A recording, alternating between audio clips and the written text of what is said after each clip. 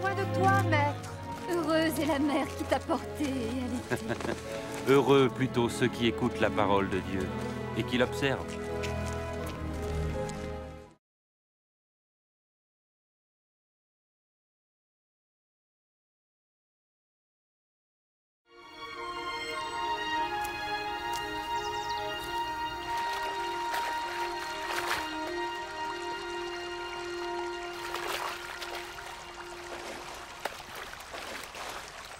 Apprends-nous à prier, comme Jean l'a appris à ses disciples. Quand vous priez, dites « Notre Père qui es aux cieux, que ton nom soit sanctifié, que ton règne vienne, que ta volonté soit faite sur la terre comme au ciel. Donne-nous chaque jour notre pain quotidien. Pardonne-nous nos offenses, comme nous pardonnons aussi à ceux qui nous ont offensés. Protège-nous contre la tentation et délivre-nous du mal. »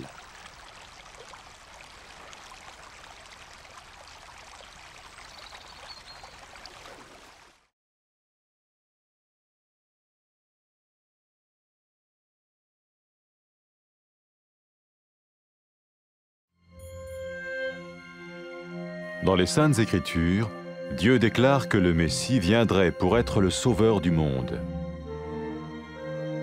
La vie de Jésus prouve qu'il est bien celui dont les prophètes avaient parlé. Ésaïe a prophétisé que la Vierge deviendrait enceinte et qu'elle enfanterait un fils. Des siècles plus tard, la naissance de Jésus accomplissait cette prophétie.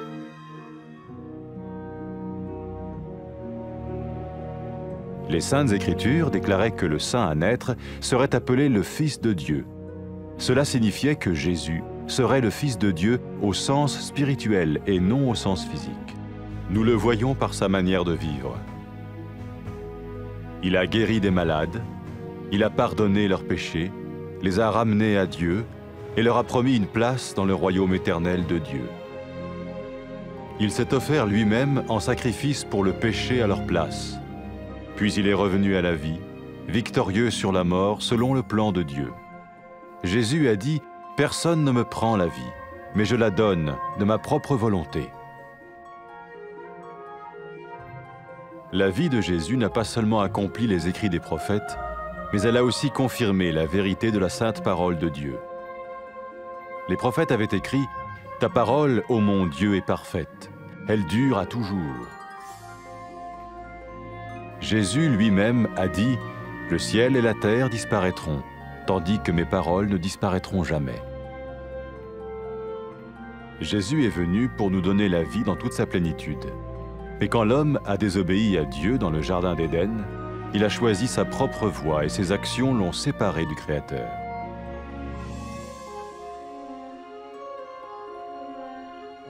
Les Saintes Écritures déclarent que tous sont péchés et que le salaire que paye le péché, c'est la mort. Il s'agit de la mort spirituelle, éternelle séparation d'avec Dieu.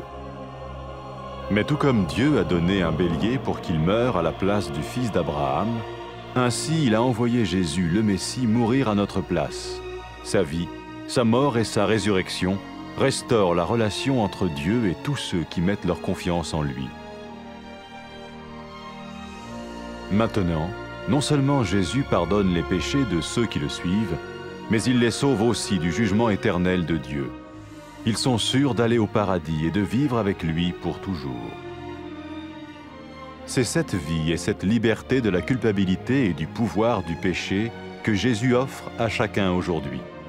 Cela ne veut pas dire suivre une religion, mais choisir d'avoir foi en Jésus qui dit « Je me tiens à la porte et je frappe. Si quelqu'un entend ma voix et ouvre la porte, j'entrerai chez lui. » Cela veut dire se tourner vers Dieu et croire que Jésus vient dans nos vies pardonner nos péchés et nous rendre tels qu'il veut que nous soyons. Il ne suffit pas d'approuver intellectuellement ce qu'il dit, ni de vivre une expérience émotionnelle.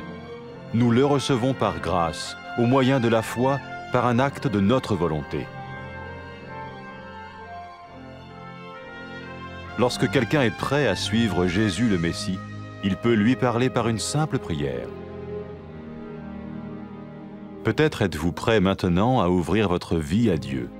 Si oui, vous pouvez vous joindre à la prière suivante, silencieusement. dans votre cœur. Seigneur Jésus, j'ai besoin de toi. Merci d'être mort sur la croix pour mes péchés.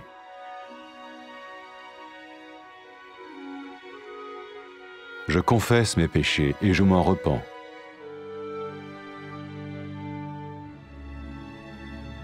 Je t'ouvre la porte de ma vie et je te reçois comme mon Sauveur et Seigneur.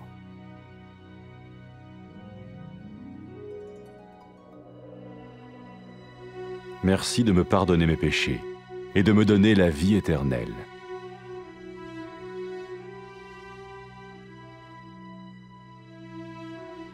Fais de moi le genre de personne que tu veux que je sois. Maintenant que je deviens l'un de ceux qui te suivent. Amen.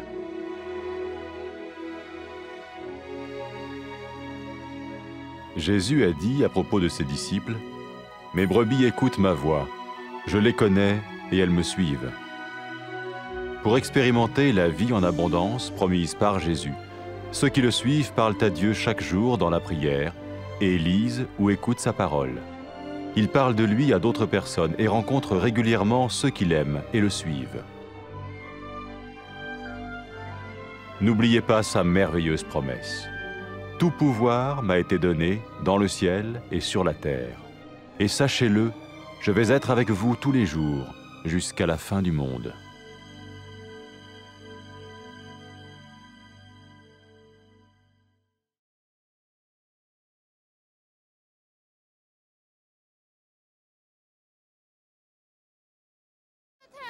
मुबारक है वो माँ जिसने आपको जन्म दिया और परवरिश की। मगर मुबारक हैं वो जो खुदा का कलाम सुनते और उस पर अमल करते हैं।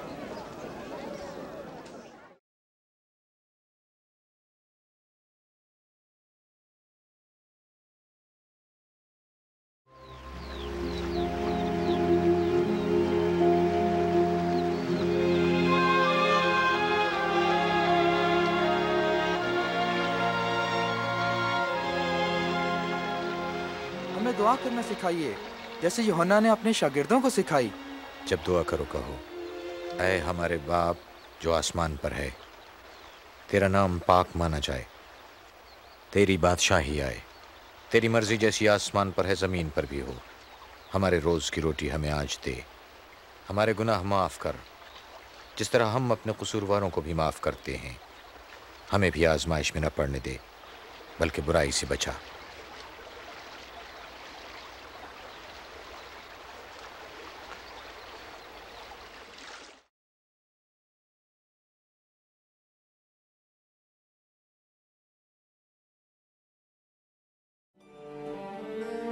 कलाम मुक़द्दस में मरक़ूम है कि खुदावंद खुदा मसीह को भेजेगा ताकि वो गुनाहगारों को बचाए और खुदा के साथ उनके रिश्ते को बहाल कर दे। यसू मसीह की ज़िंदगी वाज़े तौर पर इस बात की तस्दीक करती है कि आने वाला निजात दहिंदा वही है जिसका खुदा ने वादा फरमाया था। यशायाह नबी की मार्फत लिखा है कि एक कंवारी हामला होगी और बेटे को जन्म देगी, और ऐसा ही हुआ। मुक़द्दसा मरियम जो कंवारी थीं, क़ादिर मुतलक की कुदरत से हामला हुई और उनसे यसू अल मसीह पैदा हुए। जैसे कि कलाम मुक़द्दस में लिखा है कि यसू मसीह की पैदाइश खुदा की तरफ से इस बात की अलामत थी कि यही बच्चा मसीह है जिसे खुदावंद खुदा ने अपना बेटा कहकर पुकारा है। जब लोगों ने यसू को देखा तो उन्होंने खुदा की कुदरत और क़ुव्वत को देखा। आपने लोगों को शिफा बख्शी और उनके गुनाह माफ किए। आपने उनसे अपनी अबदी बादशाहत में जगह देने का वादा फरमाया। यसू ने तमाम बनी नौ इंसान की खताओं के वास्ते अपनी जान फिदिये में दी। यसू मसीह मरने के बाद फिर जिंदा हुए, जो इस बात की दलील है कि उसकी कुदरत मौत के इख्तियार से कहीं बढ़कर है।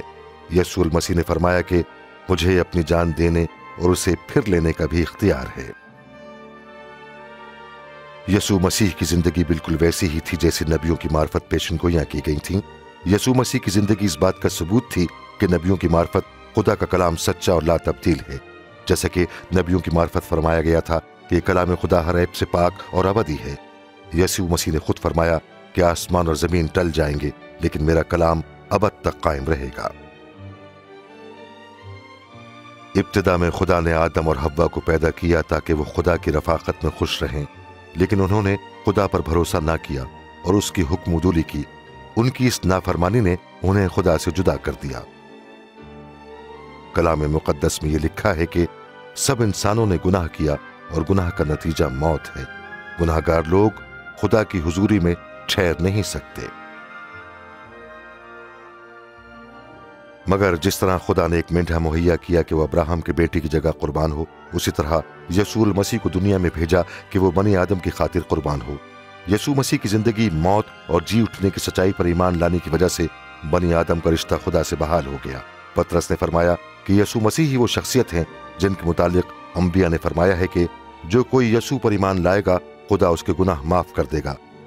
लिहाजा वो जो यसू पर ईमान लाते हैं जहन्नुम की सजा से बच जाएंगे और अबद तक खुदा की हुजूरी में रहेंगे।